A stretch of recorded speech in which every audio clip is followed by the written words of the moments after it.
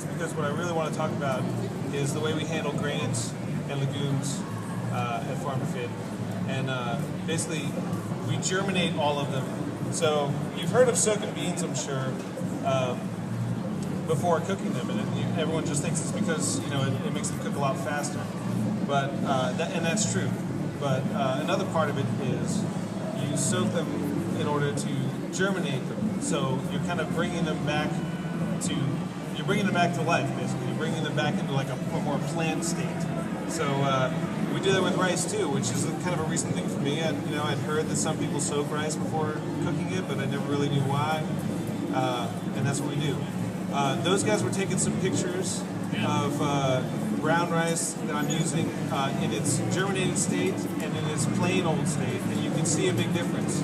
So basically what I do is, and let me get this started actually before I start going too far in. The sausage, andouille sausage, to make a jambalaya, I already browned it up before coming here, and then made a fish stock in that pan that I browned the sausage up in. So I already kind of got a lot of the flavor out of the sausage and put it into the stock.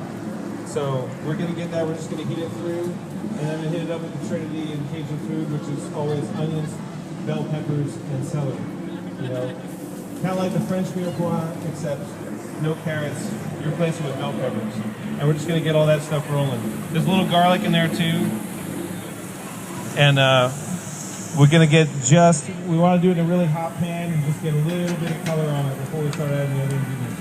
Anyway, what was I talking about? I was talking about the rices. Did you have pictures of that stuff? We do. So if anybody would like to take a look at those grains, we have a microscope right here in the purple vest. Sean has a microscope where you can look at those grains both before and after they've been germinated up close.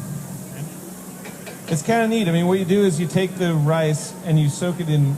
You want to get, it's basically kind of like activating yeast when you're baking. You want to get it in a temperature of water that's like between 85 degrees and 110 degrees. And just let it soak in that water for, an extended period of time. What I find is I cheat a little bit. I soak it in really hot water, and then I just let it sit at room temperature. And the only thing you got to remember when you're doing that is you have to change the water about every 6 hours. So what I'll do is usually when I get into work in the morning and I know I'm cooking some rice, I'll put it in really hot water and I'll let it soak for 4 to 6 hours. I'll take it out. I'll drain it, I'll rinse it, and then I'll put it in a perforated pan and walk it, and I'll just keep it in the refrigerator for like 2 more days. And just kind of stir it, once or twice a day. And basically that rice is germinating the whole time. Once you've soaked in that water for about 4 hours, it's gonna sprout eventually.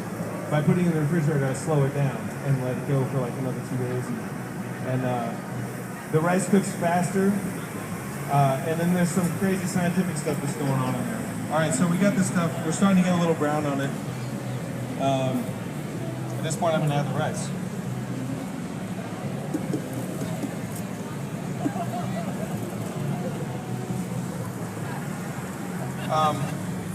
There's kind of 2 basic things that are happening with rice that you germinate ahead of time. The first is all those complex carbohydrates in the rice, these kind of long-term storage sugars, are turned into glucose sugars. It's more like a vegetable and not so much like a starch. And it makes it much more easier for you to absorb them. All right, now we're going to hit it with the stock. And it's much more easier for you to absorb those. And it changes kind of like the flavor of the rice too goes from, a lot of times when you eat a big bowl of, especially brown rice, people avoid brown rice because the cooking time's too long and it kind of makes you feel really heavy after you eat it. This makes it much easier for it to digest. But the other thing going on is they call this, a lot of times they call this gabber rice, which I know is getting really kind of out there. So when you start having an acronym, everyone starts to phase out a little bit.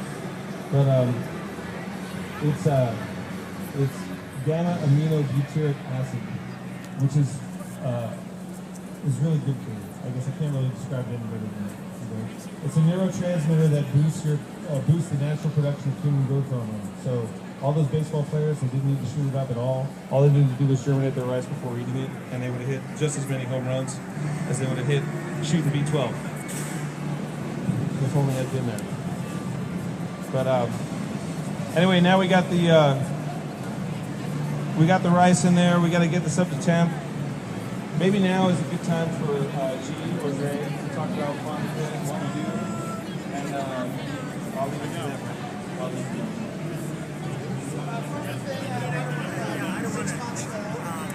Chef-driven, calorie-based, calorie-fixed meal delivery system. We focus on organic, local, good stuff. Basically, cook all your meals instantly. So either do 5 days or 7 days. They come in calorie restrictions are 1,200. Average calories per day are 1,600 or 2,000. Then at 1,200 is you kind of want to lose weight. Woman 16. Man 2,000 if you want to be 2. We do 5 to 7 days. All our food is extremely flavorful, all by Chef Gifford. And we, take the fat out and make it all healthy. And then so what we do is on Tuesdays and Fridays, package all the food. It's all fresh, none of it's frozen. Put them in these little coolers that we drop into your house or work, or you can come pick them up. And you get 3 days of food on Tuesday and 4 days or 2 days on Friday. And there you have it. All right. Well, we're still just waiting for this to heat up, so... One of the things that I would like to say about the GABA rice is the reason that we started to use it is because one of our clients came to us and said, hey, we love the carbs, we are diabetic, we want to be able to eliminate the starch but still use the carbs. And so we started discovering that this GABA rice is actually, by germinating it, what you're doing is eliminating the starch, and we can offer more carbs to our clients without all of the high sugar that's involved in it. So that's kind of the basis of where we started the GABA rice. I just wanted to make sure that we got that in there. That's the reason we discovered this whole germinating process for the rice anyway. There was a question from the audience about the germinating of the rice. How long do you soak the rice in the water for, Kevin? What's that? How long do you soak the rice in the water for? Well, you can do it, the bare minimum is 4 hours to get some kind of benefit from it, but you can do it as long as 3 days. It just depends. That's why I was saying earlier, I'll do it initially for 4 to 6 hours, I'll change the water, and then I'll put it in the walk-in to slow it down, and I'll depending on our cooking schedule, I'll keep it in there for up to 3 days, just in the walk-in much more slowly germinating. We do our beans and everything as well, right? Yeah. It's not just rice.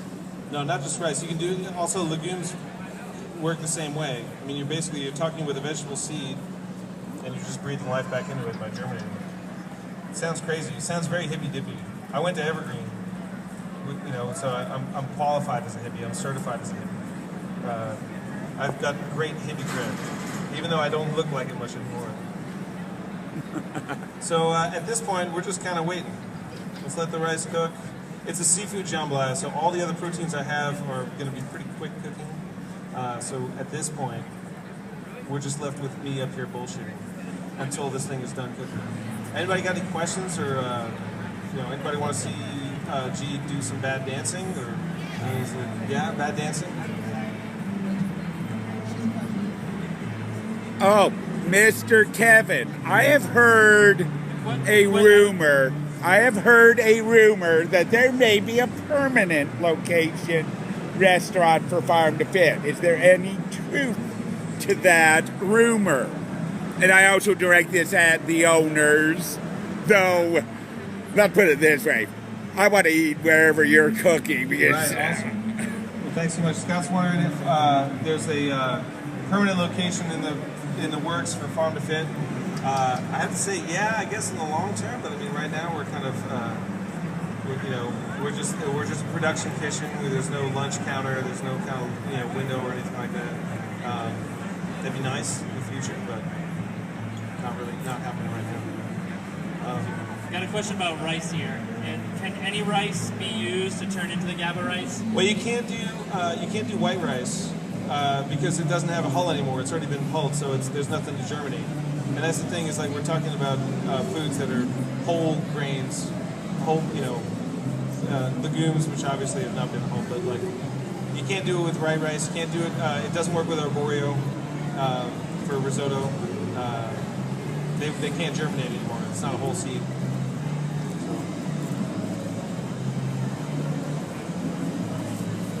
Got another question over here. You having a good time? Go ahead. Thanks. How long you would soak them? It's like I do dried beans, but then how long? I kind of heard something about dry beans, but I can't really hear you. How much longer do you need to soak them to get them to germinate? I think is the question.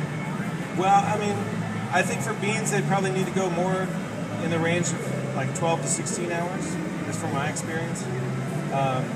So it's much more of an overnight thing.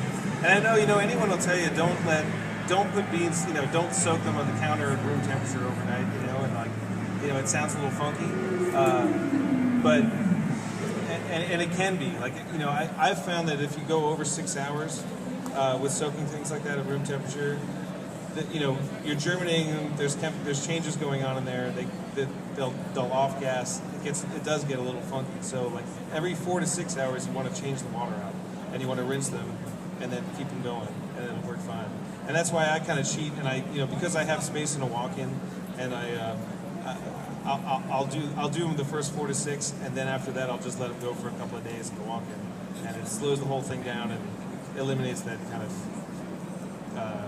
that risk of winding up with kind of a funky smelling grain or bean. All right, we're almost there. We're getting there. I have a question, Kevin. Yeah. So if these people and us wanted to do it at home, and we didn't have a walk-in, and we didn't have, what would we do?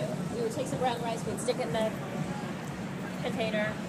Get it in some kind of a container, a jar even, and I would put it in water that's 90, 100 degrees.